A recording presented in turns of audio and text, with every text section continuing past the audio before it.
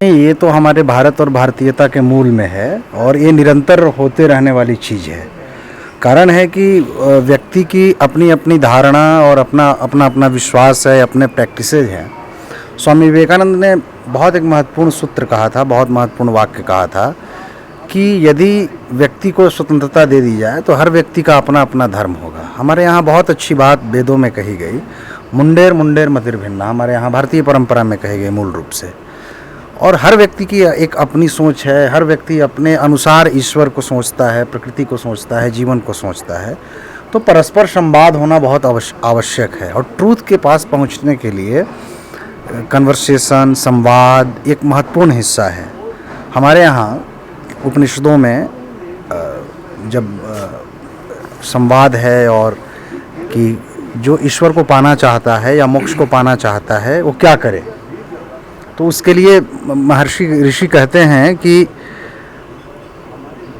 श्रोतव्यो निदिध्यासितव्य निदिध्यासितव्यो श्रोतव्यो निदिध्यासितव्यो श्रवण श्रोतव्यो मंतव्यो निदिध्यासितव्यो, श्रवण मनन और निदिध्यासन। तो अच्छी बात है कि हम लोग परस्पर संवाद करें, परस्पर एक दूसरे के विश्वास के बारे में बात करें। मैं बहुत अच्छा एक मंत्र मुझे ध्यान में आ रहा है, यह अथर्ववेद का मंत्र है जो बताता है कि भारत भूमि कैसे प्रारंभ से ही विभिन्न धर्म के पालन करने वालों को धारण किए हुए है, विभिन्न भाषाओं को बोलने वालों को धारण किए हुए है और कैसे सारे लोग बहुत अच्छे से इस भूमि पर रहते हैं।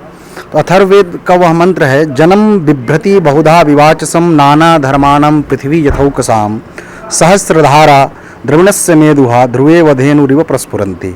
यह भारत भूमि अनेक बोलियों के बोलने वाले, अलग अलग धर्म या मजहबों का पालन करने वाले, आचरण विधियों को पालन करने वाले लोगों को धारण किए है। और कैसे उसका पालन पोषण करती है, कहती है जैसे गाय अपने बछड़े को दूध पिलाती है, ऐसे ही सहस्त्र धाराओं से, हजार धाराओं से वो सबका पालन पोषण करती है। तो परस्पर संवाद होना बहुत आवश्यक है। मूलतः हम सभी मनुष्य हैं और मनुष्यता ही सबसे बड़ा धर्म है। तो इस संवाद में एक महत्वपूर्ण हिस्सा ये जुड़ जाता है कि हम परस्पर अपने अपने विश्वास, अपने प्रैक्टिसेस को लेकर के कभी हमारे बीच में कोई द्वंद्व ना आए। अमूमन जो आप देखते हैं कि जो फ्रिंज एलिमेंट हैं, जो अपने प्रैक्टिसेस को लेकर के लोगों के मन में एक दुर्भावना पैदा कर देते हैं, ख़ास तौर से पिछले कुछ वर्षों में काफ़ी देखा जा रहा है और केवल भारत भूमि ही नहीं पूरे विश्व में देखा जा रहा है। तो ये ऐसे संवाद, ऐसे इंटरफेथ मल्टीफेथ डायलॉग ये बहुत अच्छे से समाज में एक संदेश देने का और सद्भावना का संदेश देने का काम करते हैं। गांधी, महात्मा गांधी इसके प्रतिमान हैं, रामकृष्ण परमहंस प्रतिमान हैं।